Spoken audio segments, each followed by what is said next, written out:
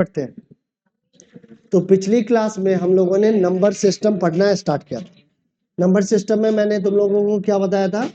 Natural number के बारे में बताया, होल नंबर के बारे में बताया, इंटीजर्स के बारे में बताया, रैशनल नंबर के डेफिनेशंस को समझाने का ट्राई किया।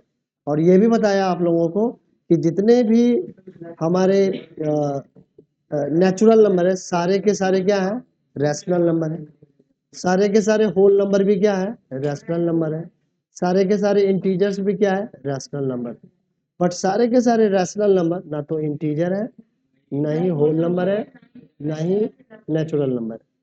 इसके बाद एक इररेशनल नंबर के बारे में भी आप लोगों को समझाया। और इररेशनल नंबर वो सारा नंबर जो रैशनल नहीं है, उन सारे नंबर को हम लोगों ने क्या कहा? इररेशनल कहा। ठीक है। अब क्या है कि रैशनल और इररेशनल नंबर को कलेक्टिवली हम लोग रियल नंबर कह सकते हैं। दोनों नंबर को अगर हम लोग एक जगह पे रखें तो वो नंबर क्या कहलाएगा? रियल नंबर कहलाएगा। बट जो नंबर इररेशनल होंगे वो रैशनल नहीं होंगे, जो रैशनल होंगे वो इररेशनल नहीं होंगे। ठीक है।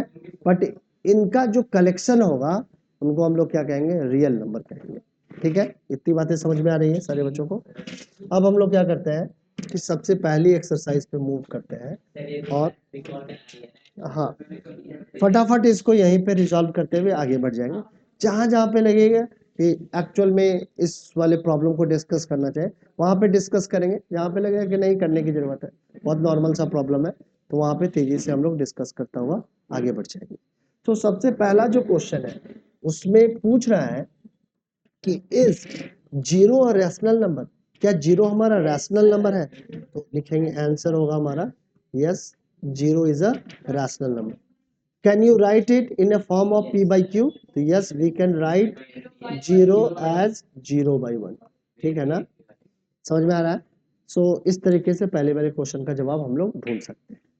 इसके बाद क्या कह रहा है? जिस बच्चे को नहीं समझ में आएगा पूछ लेना है, चुप नहीं रहना है, बैठे नहीं रहना है, क्योंकि अभी दूसरे जो हमारा रिवीजन सेशंस में भी अगर मिस कर गया कुछ भी तो फिर मुश्किल आएगी। ठीक है। तो अभी सारी चीजों को इंश्योर कर लेना है कि ठीक से समझ में आए। ठीक है गौरी, आपको समझ में आ रहा है? रिप्लाई करो। गौरी समझ में आ रहा है या नहीं?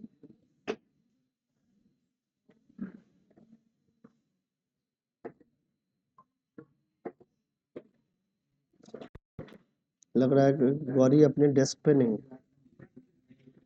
ठीक है। तो हम लोग आगे बढ़ जाते हैं और आगे बढ़ते हुए नेक्स्ट क्वेश्चन को समझते हैं। कह रहा है find the 6 rational number between 3 and 4। हमें 3 एंड 4 के बीच में कितने रैशनल नंबर फाइंड आउट करने हैं? 6 रैशनल नंबर फाइंड आउट करने हैं। ठीक है। सो फाइंड आउट कर सकते हैं। तो 3 को हम लोग क्या लिख सकते हैं? 3 कैन बी रिटन एज 3/1।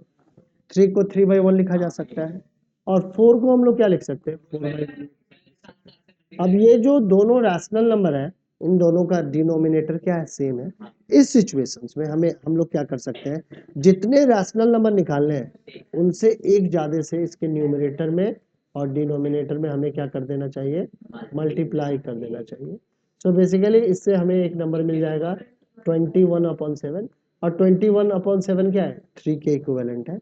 अब 4/1 को भी हम लोग लिख सकते हैं 7/7 से मल्टीप्लाई करें, सो यू विल गेट 28/7। अब ये दोनों ही नंबर क्या है? एक यानी कि 28/7 4 के इक्वल है, 21/7 हमारा 3 के इक्वल है। बट अब हम लोग कैपेबल है कि इन दोनों नंबर के बीच में अगर हम लोग चाहें तो 6 रेशनल नंबर लिख सकते हैं। कौन कौन सा हमारा होगा? तो 22/7 पहला हो जाएगा, दूसरा हमारा 23/7 हो जाएगा, फिर 24/7, फिर हमारा 25/7, फिर 26/7, फिर 27/7। So these are the 7 rational number, 6 rational number in between 3 and 4। तो इस तरीके से किसी भी दो रैशनल नंबर के बीच में आप क्या कर सकते हैं कि जितने चाहे उतने रैशनल नंबर निकाल सकते हैं। हाँ हाँ, अगर मान लो एक एग्जांपल मैं ले लेता हूँ 1/3 और दूसरा है 1/2। अब इन दोनों ही क्या है? हमारा रैशनल नंबर है। अब इनके बीच में अगर मैं कहूँ कि find out the 5 rational number, ठीक है, इन दोनों के बीच में 5 रैशनल नंबर निकाल के बताओ। तो क्या करेंगे, तो इस सिचुएशंस में अगर यही कॉन्सेप्ट लगाना है, इसी तरीके से करना है, तो आपको क्या करना है, सबसे पहले इन दोनों ही रैशनल नंबर का डिनोमिनेटर क्या करना है, सेम करने का ट्राई करना है। कैसे सेम होगा, तो दोनों का एलसीएम लेंगे और एलसीएम लेने पे 6 आएगा। तो अगर हम लोग इसके डिनोमिनेटर को 2 से मल्टीप्लाई कर दे तो 6 आ जाएगा। तो 2 से अगर डिनोमिनेटर को करेंगे तो न्यूमरेटर को भी 2 से ही करना पड़ेगा। So now you will get 2/6 in that situation. In the same manner we can convert the 1/2 as, क्योंकि हमें इसके भी डिनोमिनेटर में 6 लाना है, so we should multiply its denominator by 3, और इस कारण से हमें इसके न्यूमरेटर में भी 3 से मल्टीप्लाई करना पड़ेगा। So finally you will get 3/6। ठीक है, 3/6 अभी भी 1/2 के इक्विवेलेंट है और हमारा 2/6 क्या है, 1/3 के इक्विवेलेंट है। अब जितने भी रैशनल नंबर फाइंड आउट करने हैं उनसे एक से ज्यादा वाली वैल्यू से इसके न्यूमरेटर और डिनोमिनेटर में क्या करना है, मल्टीप्लाई करना है। और इस तरीके से आप इन दोनों नंबर के बीच में जितने रैशनल नंबर आपको कह रहा है वो आपको पता चल जाएगा।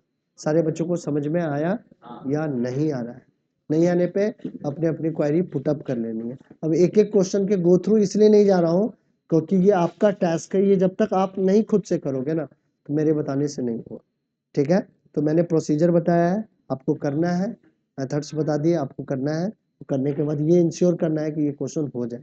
नहीं होगा आप अपने क्वेरी जितने चाहे उतने पुटअप कर सकते हैं, सारी क्वेरी को हम लोग लेंगे। ठीक है, बट करना पड़ेगा। अब इसके बाद थर्ड क्वेश्चन में क्या कर रहा है, find the 5 rational number between 3/5 and 4/5 and once again in these 2 rational number the denominator are same, so that's why we can multiply 1 more than the 5। 5 से क्या करेंगे, एक ज्यादा से हम लोग इसके न्यूमरेटर डिनोमिनेटर को मल्टीप्लाई करेंगे और इसके भी न्यूमरेटर डिनोमिनेटर को मल्टीप्लाई करेंगे। सो हम लोग क्या करने वाले हैं, 3/5 को हम लोग मल्टीप्लाई करने वाले हैं 6/6 से।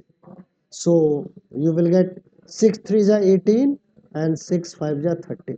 ठीक है, here 30 is once again 18/30 is equivalent to 3/5। ठीक है, so in the same manner we will multiply the 4/5 by 6/6, so you will get 6 4 जा 24 and 5 6 जा 30। so हमारे कितने रेशनल नंबर फाइंड आउट करने थे, 5। so we can write 19/30, 20/30, 21/30, 22/30 and 23/30 are the 5 rational number in between 3/5 and 4/5। ठीक है, बहुत simple है, कोई भी बच्चा कर सकता है, बहुत आसानी से कर सकता है।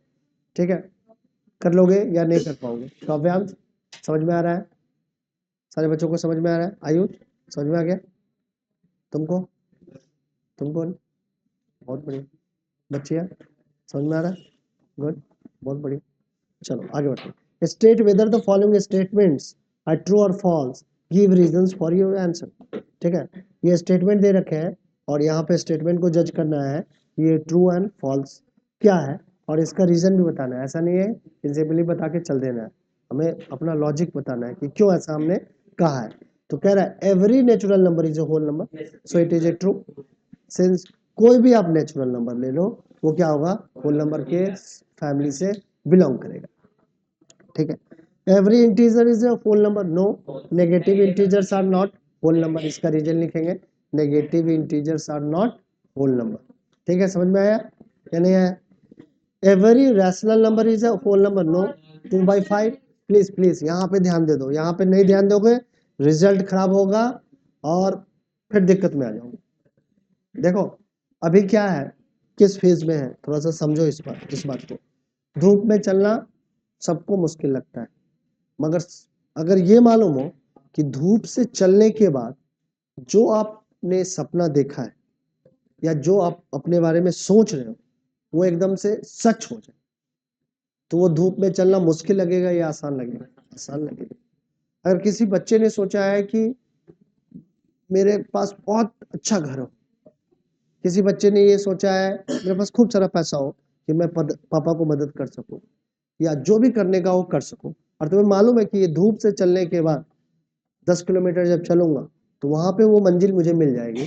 तो 10 किलोमीटर धूप में चलना तुम्हें क्या लगेगा, तुम्हारे उत्साह को नीचे नहीं ले जाएगा, बट ये तुम सोच के पागल होते रहोगे कि उस पल वहां 10 किलोमीटर तक पहुंच ही जाना है, हमें उससे जो चाह रहे हैं वो मिल जाएगा। इसी तरीके से पहाड़ पे चलना बिल्कुल मुश्किल है, बट अगर कोई बताए कि इस पहाड़ के टॉप पे जब तुम चढ़ जाओगे ना, तो जो तुम विश करोगे वो तुम्हारा पूरा हो जाएगा। तो क्या तुम उस पहाड़ पे चलना तुम्हें मुश्किल लगेगा या आसान लगेगा? तुम उस मुश्किल रास्ते को भी किसी तरीके से तय करना चाहोगे या नहीं चाहोगे। इसी तरीके से ये पढ़ाई, ये जान लो कि वही एक रास्ता है, बट ये रास्ता जब आपने तय कर लोगे तो ये जान लो ये पढ़ाई तुम्हें काफी ज्यादा फेम भी दिलवाएगा, तुम्हें रिकॉग्निशंस दिलवाएगा, तुम्हें पहचान दिलवाएगा, तुम्हें पैसा कमाने का रास्ता खोलेगा। सो इस जर्नी को हर एक बच्चे को उत्साह के साथ तय करना चाहिए, क्योंकि यही जर्नी वो जर्नी है जो तुम्हें उस पार ले जाके क्या करेगा, तुम्हारे सारे ख्वाब को क्या कर देगा, पूरा कर देगा। सो हर एक बच्चे को उत्साहित होके पढ़ना चाहिए, मन लगा के पढ़ना चाहिए, ट्राई करना चाहिए एटलीस्ट कि हम सबसे अच्छा करें। ठीक है ना, हो या ना हो, होना ना होना एक अलग बात है, बट ट्राई करना ये बहुत जरूरी है। अगर जो बच्चा अभी नहीं ट्राई करेगा, मैं कह रहा हूँ सचमुच में उसका करियर नहीं बन पाएगा, बट ट्राई करेगा, वो गिरता रहे, पढ़ता रहे, बट हारे नहीं, रुके नहीं, चलता रहे, और एक दिन ऐसा आएगा जब वो अपने डेस्टिनेशन पे क्या होगा, पहुंच जाएगा। या जो भी विश कर रखा है लाइफ के लिए, अपने बारे में सोच रखा है, अपने फैमिली के बारे में सोच रखा है, ऐसा कर पाएगा। बट ऐसा करने के लिए आज का रास्ता तय करना क्या है, बहुत बहुत जरूरी है। सिर्फ और सिर्फ ये पढ़ाई आपका एक क्लास से दूसरे क्लास में जाना नहीं है, ये आपकी जो पूरी जर्नी है, ये आपकी सफलता की जर्नी है, ये आपकी कहानी बनने वाली है। बट ये कहानी कब खूबसूरत बनेगी, जब इस रास्ते पे आप खुश होके चलोगे, आप मस्त होके चलोगे और कुछ पाने के लिए चलोगे। सिर्फ और सिर्फ ऐसा नहीं कि एक क्लास से दूसरे क्लास तक जाने के लिए पढ़ोगे। समझ में आ रही है बात? तो सारे बच्चों को उत्साहित होके पूरे इंथुजियाज्म के साथ पढ़ाई करनी चाहिए, पूरा उत्साह के साथ, पूरा जोर लगा के पढ़ना चाहिए, क्योंकि यही पढ़ाई तुमको एक रिकॉग्निशन दिलवा सकती है, मैं कह रहा हूँ। बट एक चांस है, इसको मिस कर दोगे फिर से लाइफ तुमको दूसरा चांस मिलेगा, बहुत सारे चांस मिलेंगे, बट सबसे अच्छा ऑप्शन क्या होता है, फर्स्ट चांस को ही पकड़ लो। क्या पता दूसरा चांस नहीं मिल सके, या दूसरा चांस इससे अच्छा चांस नहीं हो। ठीक है ना? सो ये बहुत जरूरी है कि लाइफ में जो सबसे पहली चीजें आती है ना, उसको पकड़ ले। एक कहानी सुन लेते हैं, फिर आगे इरेशनल नंबर के बारे में समझते हैं। बहुत अच्छी कहानी, बहुत इंस्पायर्ड करने वाली कहानी। एक बच्चा, जैसे मैंने तुमको बताया ना कि को पता नहीं चला था कि जिंदगी में जो चीजें आ रही है वो उसके लिए अप्रोप्रिएट है या नहीं, वो एक फिलोसफर से समझने के लिए गए। ठीक है, एक गुरु से समझने के लिए गए, ऐसे समझ लो कि लाइफ में जो भी चीजें हो रही है वो कौन सा ऐसा चीज है जिसको हमें पूरे दिल लगा के करना चाहिए। ठीक है, तो कहा कि इसको समझाने के लिए वो कहा कि मुझे समझाएं, हमारी जिंदगी में बहुत सारी घटनाएं हो रही है, पढ़ाई आ रहा है, खेल आ रहा है, म्यूजिक आ रहा है, बट गुरु किस चीज के लिए मैं बनाऊं, मुझे कैसे पता चलेगा? कहा कि बहुत सिंपल है, मैं एक टास्क देता हूँ, उसको परफॉर्म करो, एकदम से तुम्हें आंसर मिल जाएगा। कहा कि ठीक है। कह रहा एक मक्के के खेत में ले जाता है, कहता है कि इस मक्के के खेत में से सबसे बेस्ट मक्का तुमको तोड़ के मेरे लिए लाना है। ठीक है, उसका तुम्हारा मैं आंसर दूंगा, बट एक शर्त है। क्या शर्त है? तो जिस रास्ते से तुम गुजरोगे ना, उस रास्ते पे फिर नहीं आना है। जिंदगी में भी तो होता है, जो समय चला जाता है क्या वो समय फिर से वापस आता है? कभी नहीं आ सकता। जो कल था, जो कल का वक्त था, वो आज आ सकता है क्या? कभी नहीं आ सकता, आ ही नहीं सकता है, वक्त वापस नहीं आता है। तो कहा कि जिस रास्ते से तुम जा रहे हो ना, सिर्फ और सिर्फ उसी रास्ते पे नहीं आना है। ठीक है, और तुमको सबसे अच्छा मक्का चुन के लाना है। ठीक है, वंश के जैसा बच्चा था, कूद गया खेत में, कहा कि गुरु को आज तो आंसर ढूंढ के रहूंगा। ठीक है, बहुत सारी चीजें करने की चाह है, बट कौन सा सबसे सही है ये कैसे पता चलेगा? तो जैसे ही वंश खेत में पहले ही स्टेप पे था, बहुत अच्छा मक्का दिखा, बहुत ही शानदार, उसको लगा कि सबसे अच्छा मक्का है। बट उसने सोचा, कोई भी बच्चा सोचेगा कि ये कहाँ, ये खेत की शुरुआत में जब इतना अच्छा मक्का है तो अंदर में कितना अच्छा होगा, बहुत ही अच्छा मिलेगा। अगर छोड़ देते हैं इसको, ठीक है, आगे बढ़ा। फिर से एक अच्छा मक्का दिखा, बट उतना अच्छा नहीं था जितना पहला अच्छा था, जितना पहला मक्का अच्छा था। या कोई नहीं, क्या बात है, अभी तो खेत की शुरुआत ही है, ये दूसरा मक्का तीसरा मक्का देखा है मैंने, अभी तो बहुत अच्छे मक्के होंगे। तो वो उसको भी नहीं तोड़ा, फिर आगे बढ़ा, फिर उसको एक अच्छा मक्का दिखा, बट कहा कि ये पहले वाला से अच्छा नहीं है यार। इस तरीके से वो छोड़ता चला गया, इस चाह में कि सबसे अच्छा मक्का उसको मिल जाएगा। बट फिर से उस रास्ते पे तो वो आ नहीं सकता था। अब क्या था, देखते देखते देखा कि खेत तो क्या है हमारा, खत्म होने वाला है।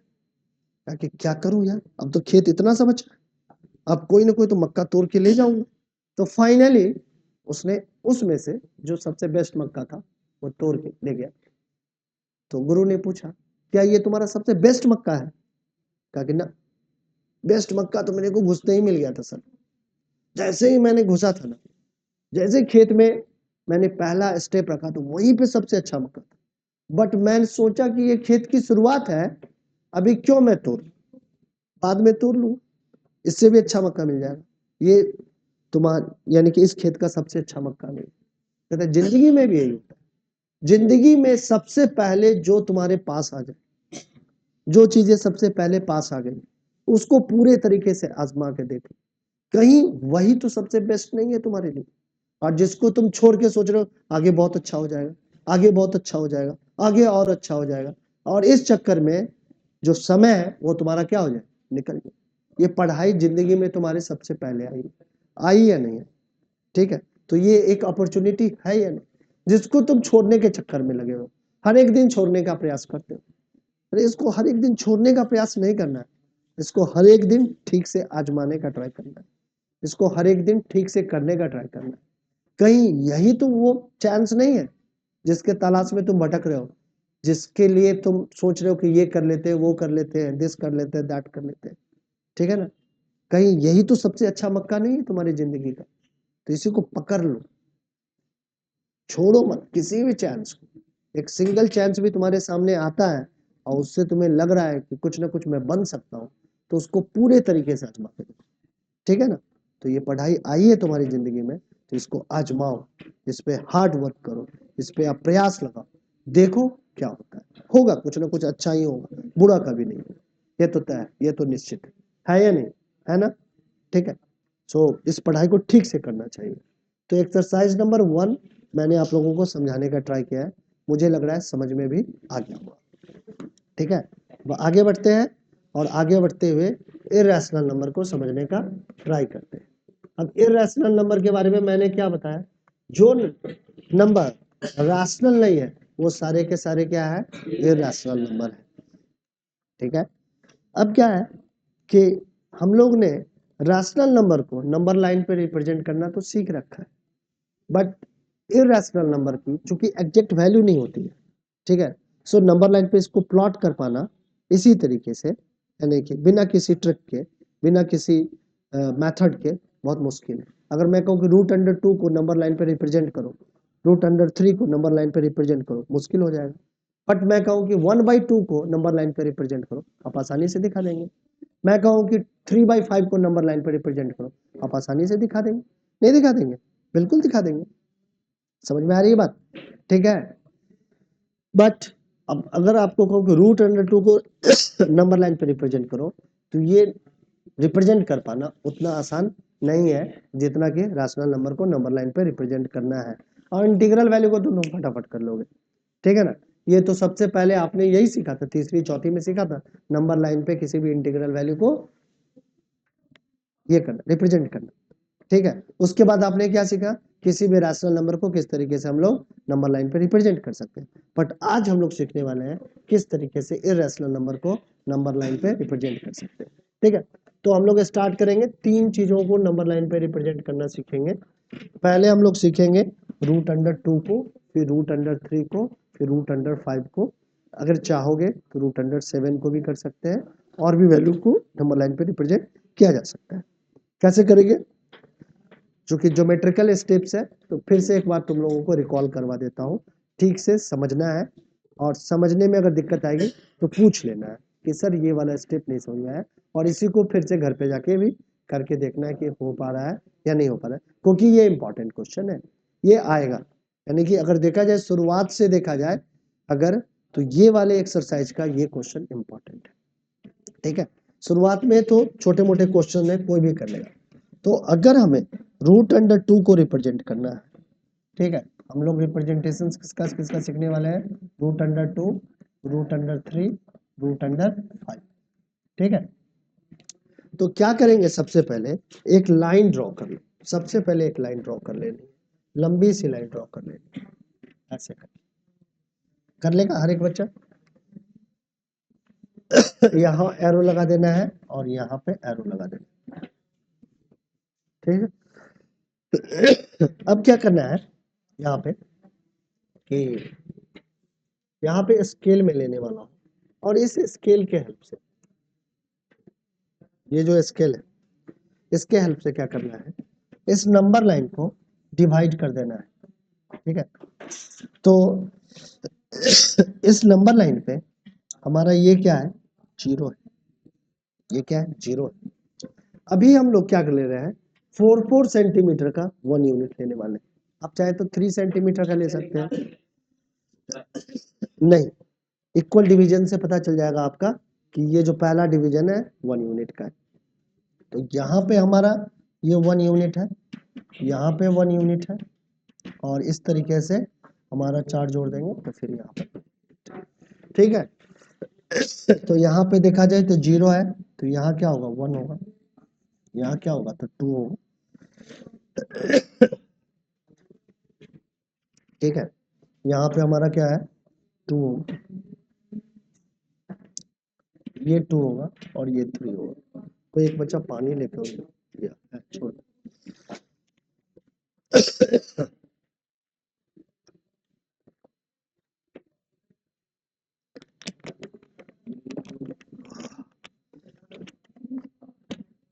ठीक है, तो इस तरीके से नंबर लाइन को हमने डिवाइड कर लिया है। समझ में आ रहा है, जितना चाहे उतना हम लोग इधर लिखते हुए आगे बढ़ सकते हैं। अब क्या करेंगे हम लोग कि यहाँ पे सबसे पहले हम लोग √2 को रिप्रेजेंट करने का ट्राई करने वाले हैं। तो क्या करना है कि आपको प्रोटेक्टर ले लेना है, और प्रोटेक्टर के हेल्प से हम लोग क्या करेंगे, इस 1 यूनिट पे, ये जहाँ पे 1 यूनिट है वहाँ पे 90 डिग्री का एंगल बनाएंगे। ठीक है, एकदम अच्छे से प्रोटेक्टर को फिट करना है, और जहाँ पे 1 है वहीं पे इसका सेंटर पॉइंट होना चाहिए, और इस तरीके से ये वाली लाइन हमारी क्या है, 90 डिग्री की है या नहीं, बिल्कुल है। ठीक है, अब क्या करना है, इस प्रोटेक्टर को हम लोग हटा देते हैं, और प्रोटेक्टर के बाद कंपास ले लेते हैं। अब क्या है, यहाँ पे हम लोगों ने कंपास भी ले लिया है। अब इस कंपास की मदद से क्या करने वाले हैं कि ये हमारा 1 यूनिट कितने सेंटीमीटर का था, 4 सेंटीमीटर का था, तो इसको जरा हम लोग 4 सेंटीमीटर पे सेट कर देते हैं। सारे बच्चों को दिख रहा होगा कि ये 4 सेंटीमीटर का है। ठीक है, इस मेटालिक पॉइंट को एग्जैक्टली हमने कहाँ फिट किया है, तो यहाँ फिट कर लिया है। ठीक है, ठीक से फिट कर लेते हैं, और ठीक है, ठीक से फिट किया। अब इसको रोटेट करना है, यहाँ रोटेट किया, और यहाँ से हमने इसको काट काट दिया। ठीक है, तो ये भी हमारा क्या है, 1 यूनिट है या नहीं। अब क्या करते हैं, एक लाइन सेगमेंट लिया, और इस लाइन सेगमेंट से इसको ऐसे करके ज्वाइन कर दिया। ठीक है, अब हमारा ये कितना यूनिट है, तो ये भी हमारा 1 यूनिट है, और हमारा ये भी 1 यूनिट है।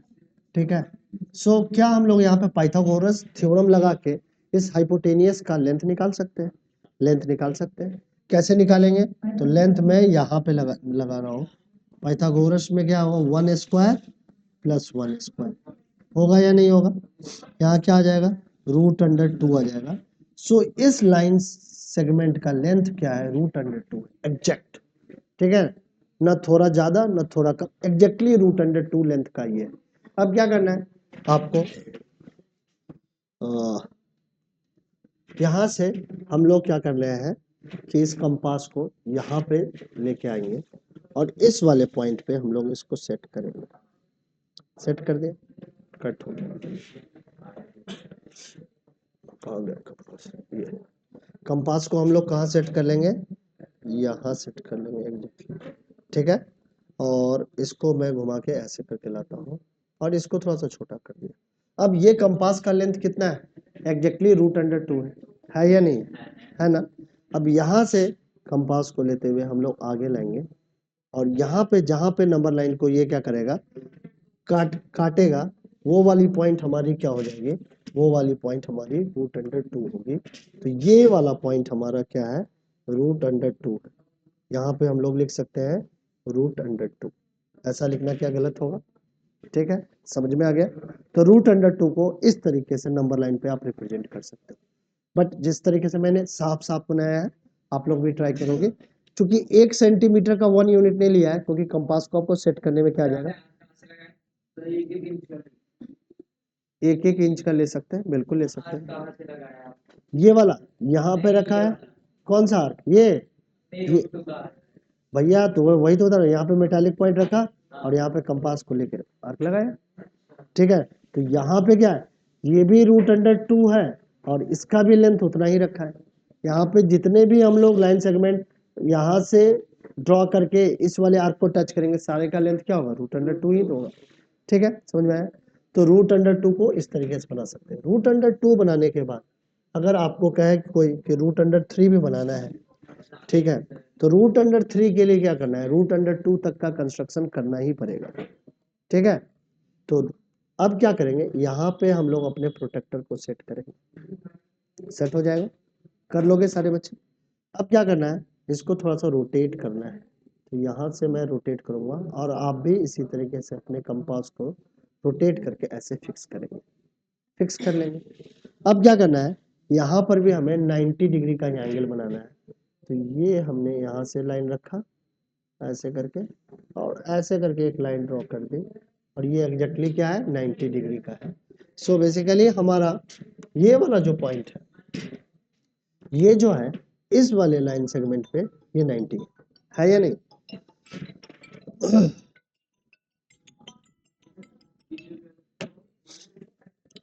समझ में आ रहा है? अब कंपास को हमें क्या करना है? 1 यूनिट पे फिर से सेट करना है। कंपास लिया, इसको हमने 1 यूनिट हमारा कितना है? 4 सेंटीमीटर है, याद है पहले से, ये 1 यूनिट हो गया। इसको यहाँ पे सेट किया, मेटालिक पॉइंट को यहाँ सेट कर दिया और इसको घुमा के लाया यहाँ और इस तरीके से काट दिया। तो इसका भी लेंथ क्या हो गया? 1 यूनिट ही है या नहीं?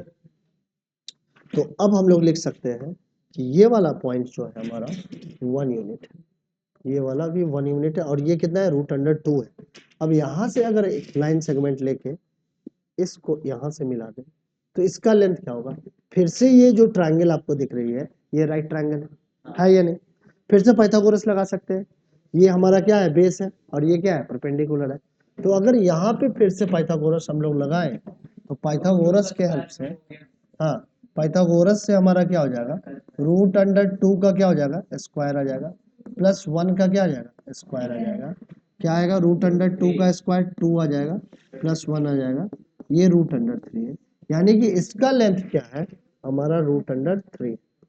यानी कि इसी को अगर इसी लाइन सेगमेंट के सेम मेजरमेंट का हम लोग इधर प्रोजेक्शन डालें तो हमारा ये प्रोजेक्शन भी क्या होगा?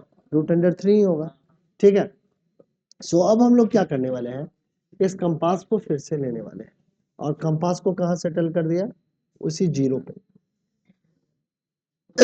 इसको यहाँ पे रोटेट किया और इसको क्या कर दिया? यहाँ तक एक्सटेंड कर लिया, ठीक है। ये अब इसका लेंथ कितना है? तो इसका लेंथ है हमारा, इस पूरे कंपास का लेंथ है √3। अब यहाँ से इसको हमने ऐसे करके लिया तो यहाँ पे ये काट रहा है एक दूसरे को, तो ये वाला जो पॉइंट हमारा होगा, ये वाला पॉइंट कितने का हो जाएगा? √3 का हो जाएगा। समझ में आई बात या नहीं आई? √4 तो 2 हो जाएगा तो यहाँ पे आ जाएगा। तो √4 को क्या करना है? कोई जरूरत बनाने की जरूरत नहीं, क्योंकि इरेशनल नंबर को ही अब क्या है, मान लो अब 5 को करना है, 5 को करना है, कैसे करेंगे 5 को? तो 5 को करने के लिए हमें क्या करना पड़ेगा? जहां पे 2 लिखा हुआ है ना, वहां पे आप अपने प्रोटेक्टर को सेटल करना, ठीक है, सेटल करके इसको घुमा दो ऐसे। अब क्या बनाना सिखा रहे हैं, रूट अंडर 5, ठीक है। अब यहां पे क्या करना है, आपको रखना है एक लाइन, और ऐसे करके लाइन क्या है 90 डिग्री पे आपको ड्रॉ कर लेनी है, ठीक है। समझ में आ रहा है या नहीं आ रहा है, आ रहा है। फिर क्या करना है, इसको आप हटा लो, इसको हटाइए, ठीक है, इसको हटा लेते हैं। कम नहीं, उसमें बन सकता है, फिर रूट अंडर 4 बनाओगे, कॉम्प्लिकेट बनेगा क्यों नहीं, रूट अंडर 5 भी बन जाएगा, रूट अंडर 7 भी बन जाएगा, सब बन जाएगा। और थोड़ा सा दिमाग लगाओ, ठीक है ना, समझ में आ रही है बात। तो दिमाग लगा के हम लोग ने क्या किया कि 2 पे ड्रॉ कर दिया, क्योंकि वहां पे कॉम्प्लिकेशंस क्या होगा, हमारा बढ़ेगा। अब क्या करना है, इसको कहाँ पे सेटल करना है, तो यहाँ पे हम लोग सेट करने वाले हैं 4 सेंटीमीटर पे, 4 सेंटीमीटर पे इसको सेट किया, और थोड़ा सा इसको इधर मूव कर लिया, और ऐसे काट दिया। अब यहाँ पे क्या ये है, तो ये हमारा है 1 यूनिट है, और यहाँ से यहाँ तक क्या है 2 यूनिट। तो अगर यहाँ से एक लाइन लेके मैं यहाँ पे मिलाऊं, तो इस लाइन सेगमेंट का लेंथ कितना होगा, जरा कैलकुलेट करते हैं, तो रूट अंडर 5 ही होगा ना। ये हमारा क्या हो जाएगा, तो इसमें अगर पाइथागोरस हम लोग लगाएंगे, तो ये हमारा 2 यूनिट है, तो 2 का स्क्वायर प्लस 1 का स्क्वायर कितना आ जाएगा, रूट अंडर 4 प्लस 1, यानी कि ये हमारा है रूट अंडर 5, ठीक है। तो ये हो गया रूट अंडर 5, ठीक है। अब ये इसका लेंथ हमारा रूट अंडर 5 है, तो हमें क्या करना है, हमें ये कंपास को लेना है, और इस कंपास को फिर से सेटल कर दिया हमने कहाँ पे, तो यहाँ पे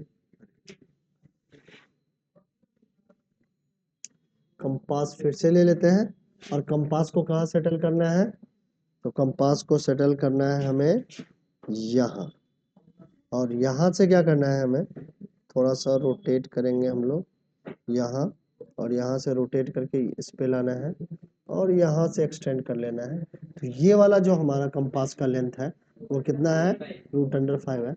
और इस तरीके से अगर देखेंगे, तो यहाँ पे जो पॉइंट है हमारा, ये हमारा होगा रूट अंडर 5,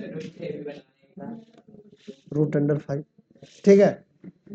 अब रूट अंडर, अगर जैसे रूट अंडर 5 आ गया, तो रूट अंडर 6 को यहीं पे 1 एक एक्सटेंड कर दोगे, रूट अंडर, हाँ रूट अंडर हो जाएगा 6, उसी के ऊपर बना दो, ठीक है। समझ में आ रहा है।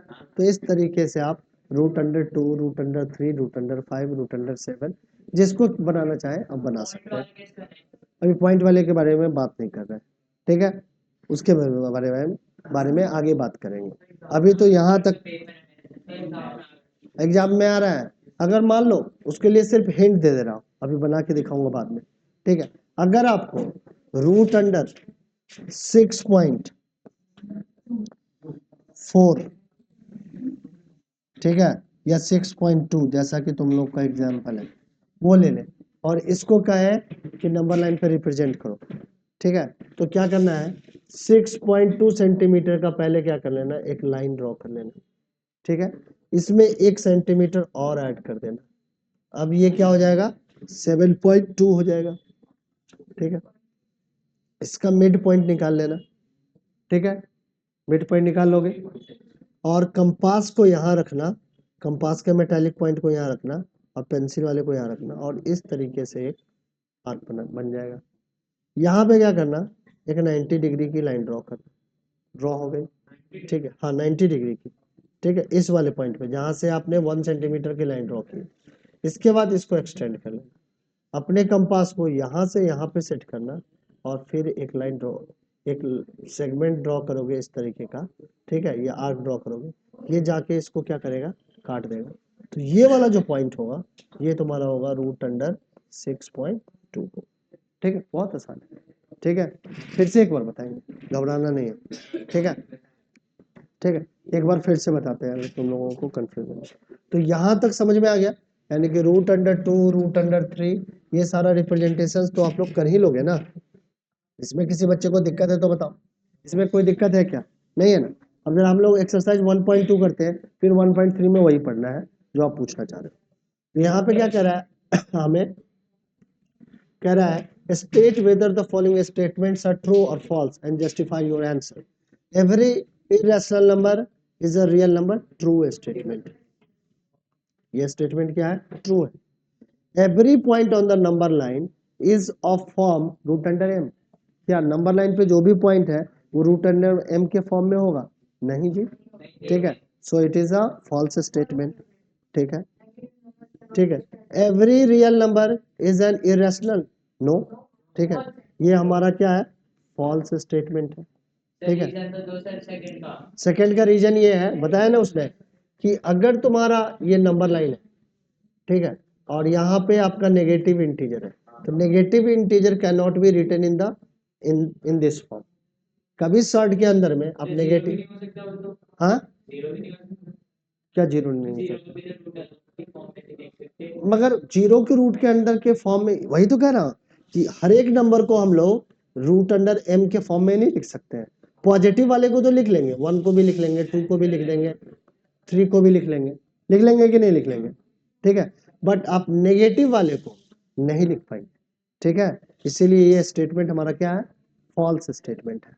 अब ये कह रहा है every real number is an irrational number. क्या हर एक real irrational number, every real number is irrational? No, क्योंकि some real number are rational number also. ठीक है ना. So this statement, so this two statement are false and first one is true. समझ में आ गया? किसी बच्चे को कोई भी कंफ्यूजन है तो बताओ.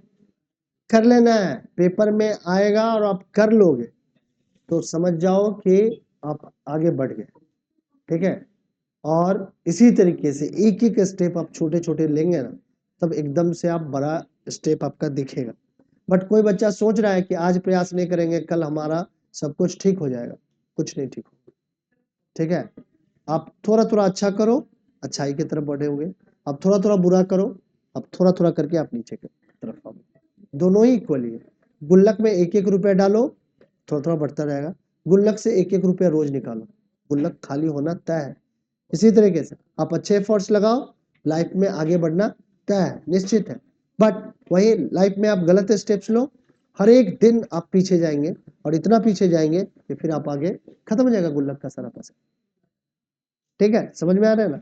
छोटा छोटा स्टेप, छोटा छोटा अपने लिए सजग रहना है, अपने लिए अच्छे स्टेप्स लेना है. ठीक है, यही तो सीखना है. और यही हम लोग नहीं कर पाते. अपने लिए जो राइट स्टेप है क्या हम लोग ले पाते हैं?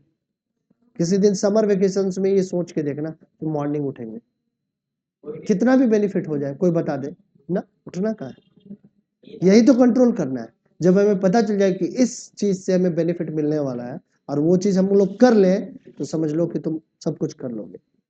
छोटे छोटे स्टेप्स ले लो, छोटे छोटे कंट्रोल्स डालो अपने ऊपर और उसको इम्प्लीमेंट करने का क्या करो, ट्राई करो. छोटा छोटा रूटीन बनाओ जिसको फॉलो करने का ट्राई करो. छोटे टारगेट बनाओ जिसको अचीव करने का ट्राई करो.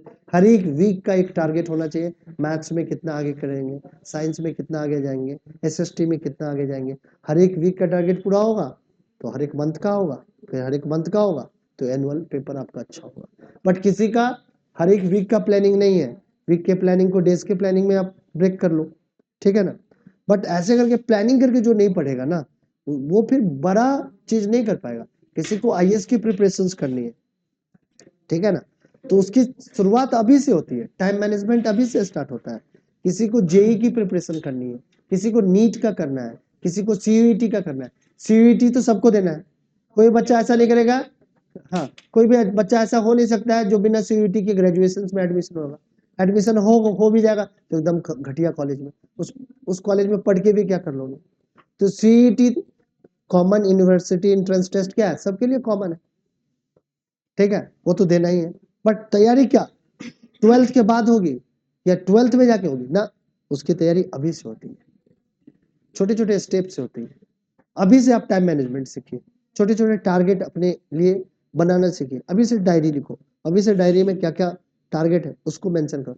अब इस तरीके से जब आप स्ट्रेटजी बनाने लगेंगे ना, तो बड़ा गोल भी आप क्या कर लेंगे, अचीव कर लेंगे. बट अभी से प्लान करना नहीं आता है तो बहुत मुश्किल है. छोटा मोटा प्लानिंग है, 10 मिनट बैठ के दिन में ये सोचना कि एक वीक में हम लोग क्या करने वाले हैं, ये जिंदगी में आपको बहुत आगे ले जाएगा. ये 10 मिनट का टाइम, बट क्या आप निकाल सकते हो ये 10 मिनट का टाइम अपने लिए? दूसरे के लिए कहाँ निकालने के लिए मैं बोल रहा हूँ. कि दूसरे के लिए टारगेट सेट करो। अपने लिए क्या टारगेट है, एक वीक का टारगेट बनाओ। पहले एक वीक का नहीं होता है तो 3 दिन का टारगेट बनाओ। 3 दिन में क्या काम करना है और उस 3 दिन के काम को क्या कर दो, ब्रेक कर दो डेज में। जैसे मान लो कि आपने टारगेट सेट किया कि एक्सरसाइज आपका पहला चैप्टर मैं 1 वीक में कंप्लीट करूंगा, ठीक है। सारे एक्सरसाइज के क्वेश्चन को काउंट कर लो, मान लो कि 40 आ गए, ये आपके पास आ गए 42 आ गए, 42 आ गए, मान 42 आ गए क्वेश्चन। अब हर एक दिन में कैसे ब्रेक करेंगे, तो ये 7 डेज का टारगेट आपने सेट किया, ये 7 डेज टारगेट है। बट इस 7 डेज टारगेट कब अचीव होगा, जब हर एक दिन हम लोग कुछ ना कुछ करेंगे। तो 7 से डिवाइड कर दो, ठीक है। हर एक दिन 6 क्वेश्चंस को क्या करना है, आपको सॉल्व करना है। हर एक दिन अगर 6 क्वेश्चंस करते चले गए तो हम लोग 7वें दिन 42 क्वेश्चंस कर लेंगे और हमारा पूरा का पूरा चैप्टर कंप्लीट हो जाएगा। तो ये प्लानिंग करने में कितना देर लगेगा, मुश्किल से मुश्किल 10 मिनट लगेगा। 10 मिनट मान लेते हैं, 10 मिनट में तुमने ये प्लानिंग किया। बट अब तुम्हें मालूम है कि वीक, पूरे वीक कैसे पढ़ना है, ये तुम्हें मालूम। हर एक दिन कितना तुम कर रहे हो और कितना शॉर्ट रह जा रहे हो, ये भी मालूम है। यही प्लानिंग नहीं कर पाते हम लोग कि हर एक दिन क्या पढ़ना है। तुम लोग क्या करते हो, उठते हो, स्कूल जाते हो, स्कूल से आते हो, ट्यूशन पढ़ते हो और फिर बिना कुछ प्लानिंग के जो जो हम लोगों के द्वारा थोपा जाता है वो करने में लगे रहते हो। स्कूल कुछ चीजें थोप दिया, वो कर लिया। टीचर ने बोला मेरे जैसा मारूंगा, कल पिटाई कर दूंगा, तो डर से कर लिया कुछ कुछ, डर में कुछ कुछ हो रहा है। बट आपकी प्लानिंग क्या है, ठीक है। स्कूल का भी टास्क होगा बट हमारा जो 6 क्वेश्चन का टारगेट है वो भी क्या करेंगे, उसके साथ हम लोग करेंगे। अगर ये मुश्किल लग रहा है उससे छोटा टारगेट ले लेंगे, कुछ तो लेंगे। बट अपने मन से जो पढ़ाई चलेगी ना, उस पढ़ाई से आपको क्या मिलेगा, रिजल्ट मिलेगा। ये पढ़ाई कुछ पाने के लिए है, ये पढ़ाई सिर्फ और सिर्फ है नहीं कि एक क्लास से दूसरे क्लास में जाने का रास्ता है। समझ में आ रही है निष्ठा बात क्या कहना चाह रहा हूँ। अगर ऐसे नहीं पढ़ोगी तो जिंदगी में कुछ नहीं पाओगी, सिर्फ और सिर्फ पढ़ाई होगी और एक क्लास से दूसरे क्लास पे जाओगे। बट एक अच्छा व्यक्तित्व का आदमी नहीं बन पाओगे, एक प्रोडक्टिव पर्सनैलिटी नहीं बन पाओगे। प्रोडक्टिव पर्सनैलिटी के पास हमेशा ही एक शेड्यूल होता है, एक प्लानिंग होती है, जिसके थ्रू वो क्या करता है, आगे बढ़ने का ट्राई करता है। लाइफ में कुछ कुछ नया नया भी आता रहेगा बट अपने प्लानिंग पे आपको क्या करना है, खड़ा रहना है। आप अपने प्लानिंग में उसके साथ भी अपने प्लानिंग को क्या करना चाहोगे, एग्जीक्यूट करना चाहेंगे। और जो इस तरीके से पढ़ेगा उसका रिजल्ट भी अच्छा होगा। और सिर्फ 9th-10th का रिजल्ट नहीं करना है, हमें कोई ना कोई एंट्रेंस निकालना है, ये जान लो। अगर एंट्रेंस निकालोगे, मैं कह रहा हूँ तुम्हारे मम्मी पापा से स्ट्रेस भी कम हो जाएगा, क्योंकि गवर्नमेंट कॉलेज मिल जाएगा, कोई अच्छा कॉलेज मिल जाएगा। और अच्छे कॉलेज में तो अगर मम्मी पापा के पास पैसे भी नहीं होते हैं तो बैंक फिनेंस कर देती है, क्योंकि उनको मालूम होता है कि अच्छे कॉलेज से पढ़ेगा तो इसको अच्छा जॉब मिलेगा, हमने जो लोन दिया है उसका रीपेमेंट हो जाएगा। बट खराब कॉलेज में आप जाओ, अब बैंक के पास जाओ कि हमें पढ़ने के लिए पैसा नहीं है, पैसा दे दो, कहेंगे ना जी नहीं देंगे। कहेंगे क्यों, तो भैया आप जिस कॉलेज पे पढ़ रहे हो ना वो हमारे लिस्ट में नहीं है, हमारे बैंक के लिस्ट में ही नहीं है अवेलेबल, क्योंकि ये कॉलेज अच्छा नहीं है, हम उसको नहीं देते, उसके स्टूडेंट को पैसा ही नहीं देते, क्योंकि जान रहा है कि यहाँ से पढ़ेगा, हो सकता है जॉब मिले, हो सकता है नहीं जॉब मिले। जॉब नहीं मिलेगा कहाँ से रीपेमेंट करेगा वो, करेगा क्या। समझ में आ रही बात। बट अच्छा कॉलेज तभी मिलेगा जब कोई ना कोई आप एंट्रेंस टेस्ट निकालो। बिना एंट्रेंस के मैं कह रहा हूँ दिक्कत में पड़ जाओ, बहुत दिक्कत में पड़ जाओगे 12वीं के बाद। अभी तो मम्मी पापा पुश करेंगे, ये करेंगे वो करेंगे, और 12वीं के बाद तो आपकी पढ़ाई आपकी होगी। ग्रेजुएशन में कोई तुमको गाइड करने वाला होगा क्या, जब ग्रेजुएशन करने जाओगे तुम 18 साल से एबव होगे, तुम तो क्या कर सकते हो, वोट डाल सकते हो, तुम प्राइम मिनिस्टर चुन सकते हो, क्या अपने लिए करियर नहीं चुन पाओगे, चुनना ही पड़ेगा। कितना गाइड कर लेगा, मम्मी भी छोड़ देगी, गिव अप कर देगी, भैया जाओ तुम्हारी जिंदगी है, अच्छे से तुम बनाना चाहते हो बनाओ, नहीं बनाना है मत बनाओ, ठीक है। स्ट्रगल तो करना पड़ेगा, जिंदगी अच्छी रहेगी, यानी स्ट्रगल तो सबके लाइफ में है। बट हमें कुछ बनना है, अब बनने का शुरुआत अभी से। ये 9th 10th 11th 12th ये 4 साल जो बच्चे ने अच्छे से पढ़ाई करनी। अच्छा, सबसे मेन इंग्रेडिएंट्स मैं बता देता हूँ, ट्यूशन पढ़ना कोई मेन इंग्रेडिएंट्स नहीं है, ये फ्लैसी है। फ्लैसी समझते हो ना, समझ रहे हैं, तो फ्लैसी है। बड़े बड़े कोचिंग इंस्टीट्यूट में जाके पढ़ना, इट इज अ फ्लैसी, ठीक है। इससे कुछ नहीं मिलेगा। अब किसी भी अगर स्टूडेंट ही पढ़ना नहीं चाह रहा है किसी भी कोचिंग में डाल दो, 10 टीचर लगा दो, रात दिन लगा दो, कुछ नहीं होगा, जीरो रिजल्ट। सबसे कोर में क्या है, 3-4 घंटे की पढ़ाई, जो कि अभी से स्टार्ट होती है 1 घंटे से। जो बच्चा रेगुलर इस 4 साल में जिस दिन छुट्टी हो 4 घंटे पढ़ेगा, वो जो चाहेगा वो पाएगा। जिस कॉलेज में चाहेगा उस कॉलेज में एडमिशन उसका सिक्योर है, कहीं पर भी लाखों रुपए खर्च करने की जरूरत नहीं, कहीं नहीं। अब सेल्फ स्टडी करो, एक कोई सा टीचर पकड़ लो, कोई भी जो आपके प्रॉब्लम को सॉल्व कर पाए। कोई बड़े बड़े जाइंट कोचिंग इंस्टीट्यूट में जाने की जरूरत नहीं है, 3 लाख 4 लाख रुपए ले लेता है, 1-1 साल का, 2-2 साल का, ठीक है ना। कुछ भी करने की जरूरत नहीं है, वो सब सिर्फ और सिर्फ दिखाने का है।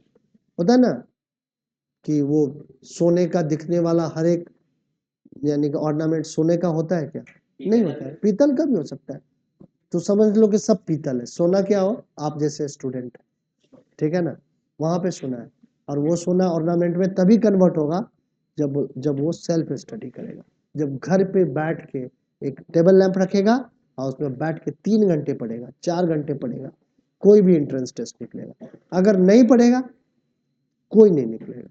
किसी भी अच्छे टीचर से पूछ लो, कहेगा भैया यही मंत्र है। ठीक है, समझ में आ गई बातें? अभी से स्टार्ट कर लो।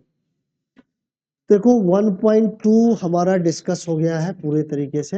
यहाँ पे एक क्लासरूम एक्टिविटी है, ये हाँ ये आता नहीं है बट ये कर सकते हो घर पे बैठ के या क्लासरूम में कर सकते हो। हाँ, फिर कल की क्लास में हम लोग real number and decimal expansion सीखेंगे, और कल हम लोग कुछ एक्स्ट्रा क्वेश्चंस भी मैंने कलेक्ट कर लिया है प्रैक्टिस के लिए, वो मैं करवाऊंगा, जो इंटरेस्टिंग क्वेश्चन होंगे और जो पूछा भी जा सकता है।